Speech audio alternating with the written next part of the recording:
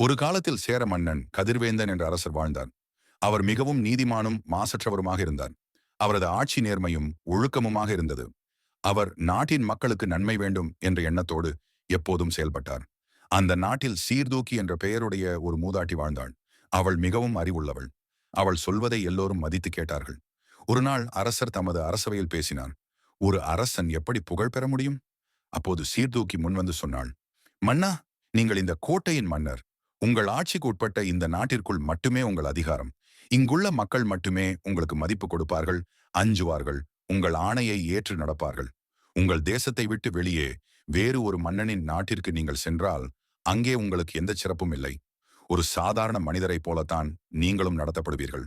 ஆனால் குற்றம் நீங்க கற்றறிந்த ஒருவனுக்கோ அவன் இந்த நாட்டை விட்டு வேறு ஒரு நாட்டிற்கு சென்றாலும், ஏன் வேற்று மொழிகள் பேசும் நாட்டிற்கு சென்றாலும், அங்கே இருக்கும் கற்றறிந்த அறிஞர்கள் அவனை மதித்து வரவேற்பார்கள். அவனது அறிவை போற்றி கௌரவிப்பார்கள். உலகத்தின் எந்த மூலைக்கு சென்றாலும் அவனது கல்வி செல்வமே அவனுக்கு சிறப்பை தேடி தரும். சீர்தூக்கியின் விளக்கத்தை கேட்ட மன்னன் தனது அகந்தை நீங்க பெற்றான்.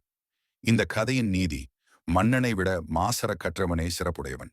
ஏனெனில் மன்னனுக்கு அவன் நாட்டில்தான் சிறப்பு, கற்றவனுக்கோ சென்ற இடமெல்லாம் சிறப்பு.